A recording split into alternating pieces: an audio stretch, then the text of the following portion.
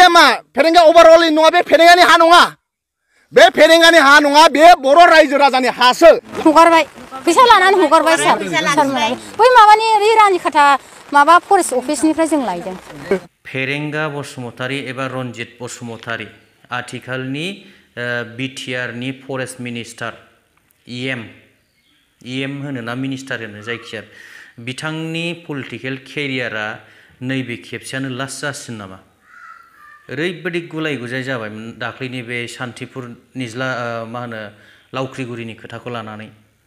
दा गोबां रायजो राजाफ्रानो बिथांनि सायाव बोराबनाय फैबाय बिथाङा गावखौनो आन्दाज मोनना मोना अबयसे बिथाङा बांद्राय चेलेन्ज मुडआव थायो नालाय गाव मा बुङो मा बुङा माब्लाबा मोनथिया जानो हागौ आरो बेबायदि चेलेन्ज मुडआव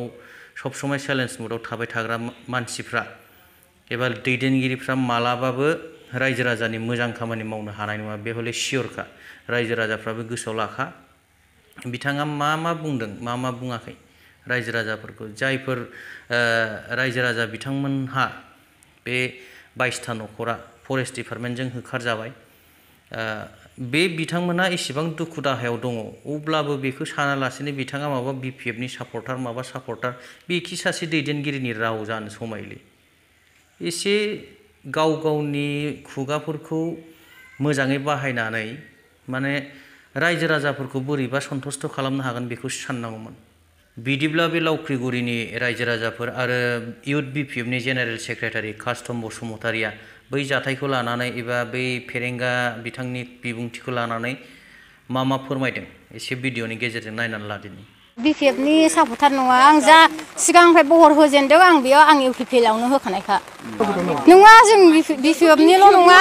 जों गासैबो मिसल जोंनि रायजो राजायानो जेन'बा गावबुरा सेक्रेटारि जों गासिबो बिपिएफनिबो मानिबो इउपिपिएलनिबो दङ बाहाय जोङो जमा मिटिं खालामलायनानै गावबुरा सेक्रेटारि जों रायजोयैनो मिलायनानै मानि बैयाव थांनोसै बे जयन्त सारा बुंलांबाय नालाय नोंसोर बेहायनो दै राननाय खिनियावनो बैयाव थाहैखादो गोजौआव होननानै बुंलांनायखाय जों थाहैदोंमोन आरो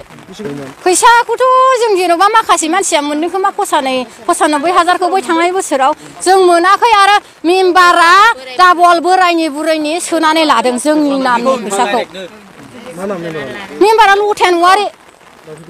लावख्रिगुरि गामिनिनो हिनजावनि हौवानि माने न' माबा नाम्बार मोनसेयावनो सानै सोनानै लादों जोंनो होआखै जोङो 15 खरा जों मोनाखै हगारबाय फैसा लानानै हगारबाय सार बै माबानि रिरानि खाथा माबा फरेस्ट अफिसनिफ्राय जों लायदों फरेस्ट दुइलार एगा ना बिपिएफ ना इउपिपिएल ना गोसोम ना गुफुर फेरेंगा बेसेबां अधिकार दङ बे लावख्रिगुरि गामिनि रायजो राजा आइ आफा बिथांमोनहाबो बेसेबां अधिकार दङ इभेन फेरेंगाया जोनोम जायैनि सिगांनो बिथांमोनहा बे हायाव आबाद मावो होनदों फेरेंगाया बड'लेण्ड बिटिसि ओनसोलाव गैयैनि सिगांनिफ्रायनो बिथांमोनहा बाव आबाद मावनानै रायजो जानानै दङ दा दिनै फेरेंगाया मा सावैसों बिथांमोनखौ बिपिएफ दोलोनिखाय होखारदों होनखो बिपिएफ दोलोनिखाय होखारदों बे मोनसे जुक्ति जानो हायो नामा सुप्रिम कर्टजों चेलेन्ज खालामनाय जादों अबयसे फेरेंगायाथ' मा सुप्रिम कर्ट फेरेंगाया इसोरजोंनो चेलेन्ज खालामो दा ओंखायनो बिथांमोनजों अयनाय जादों बर'आ लावख्रिगुरि गामिनि बे 22 न'खरा गावनि हायावनो न' सिमफाय जादों सोरजों सिमफाय जादों इउपिपिएल सरकारजों न' सिमफाय जादों उइदाउट नटिस उइदाउट इनफरमेशन फैनानै फेरेंगानि बाहायनाया सिदा थिंफोरखौ दानसि फैजोबदों बिथांमोननि न' बेसादाव गोबां रायजो जानायनि बेसाद दंमोन दानसि जोबलांदों सावलांजोबलांदों दा बिराद बिथांमोना लस जाबाय दा बे दुखु दाहाखौ बे लावख्रिगुरि गामिनि रायजो राजाया मालाबाबो बावनाय नङा जेरै फेरेंगाया लावख्रिगुरिनि गामिनि रायजो राजा आइ आफा गथ' गथायखौ मेगनाव मोदै फुगार होगासिनो दङ बेखौ फैबाय थानाय समाव लावख्रिगुरि गामिनि रायजो राजा आइ आफा बिथांमोनहाबो बेखौ मा होनो फिन खिथिर लाफिनगोन नङा होमबा खिथिर लाफिननांगोन नङा होमबा दिनै बे बिमानि मेगननि मोदैखौ नाय आरो बे उनाव नङा उनाव कारेन्ट दङ कारेन्ट आसाम सरकारा कारेन्ट हरनाय बै कारेन्टआव नाय कारेन्टआबो फैदों नङा होमबा दा बाव कारेन्टआबो गोदोनिफ्रायनो दङ लावख्रिगुरि गामिनि रायजो राजानो बे कारेन्टखौ हरखानाय दा बिसोर 1990 सनावनो रायजो जानाय दा 1990 सननि रायजो जानायफोरखौ दिनै सोर पावार होखो फेरेंगाखौ फेरेंगा मा फेरेंगा ओभारअल नङा बे फेरेंगानि हा नङा बे फेरेंगानि हा नङा बे बर' रायजो राजानि हासो लावख्रिगुरि गामिनि रायजो राजा आइ आफामोननि हानो दालि माइरं जा दंमोन बेखौ दानसिलांजोबनानै सानथाम जाबाय गथ' गथाय आइ आफा बिथांमोना ओंखाम जायामालासिनो प्रमद बर' आरो फेरेंगानि दैदेननायाव बर' रायजो राजाया गावनि हायावनो न' सिमफाय जादों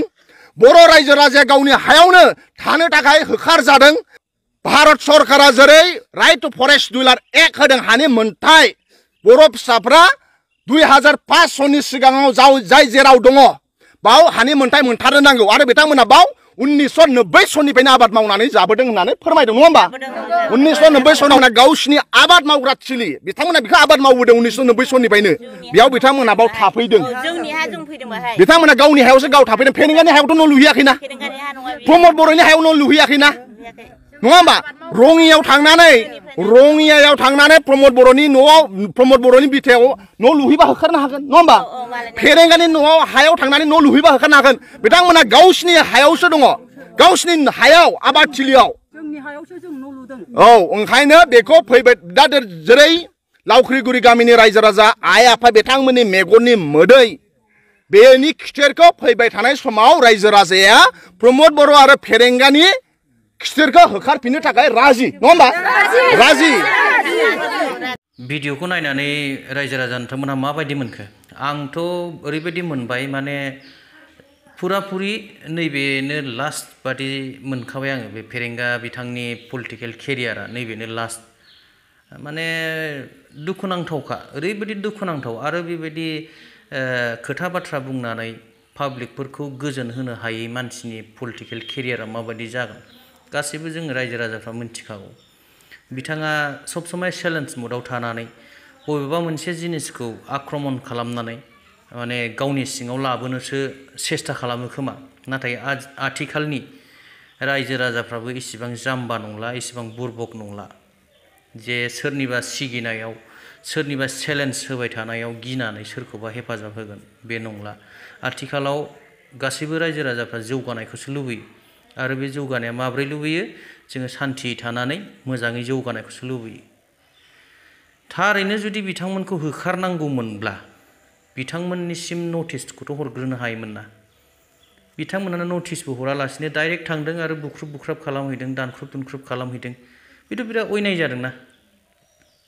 अनेक दं बेबायदिया नाथाय बे मोनसेल' जायगाखौ मानो बिदि खालामहैखो दा बे जानानै थांबाय आरो गुबुन मोनसे खोथा ओंखारबावदों रां लानायनि खोथा प्रमद बर' सारा इसेबां माने कारापसन गैला माबा गैला कारापसन फ्रि जाबाय बिटिआर एग्रिमेन्ट जाखांनायनि उनाव होनदों नाथाय बिदिब्ला बे फरेस्ट डिपार्टमेन्टआ मा खालामदों रनिकाटा फरेस्ट अफिसनिफ्राय सानै मानसिखौ हगारनायनि मुङाव रां लानानै हगारदों होनना बुंदों रायजो राजाफ्रा खुद भिडिअनि गेजेरावनो बयबो नुबाय अब्ला बेफोर बोरैथो जाखो जुदि थारैनो बिटिआरआ कारापसन फ्रि जामारबायबा बेफोरबो मोनफा मोनफा बिदिन्थि आरो दा गोबांथार आं खोथाखौ बुंबाय दा बिनि गेजेराव बबेबा भुलफोर जानो हागौ जे नाहक भिडिअखौ गोलाव खालामनो सानाखै दिनै भिडिअआ एसेनोसै थेंक इउ गोजोन्थों जय बर' हारिनि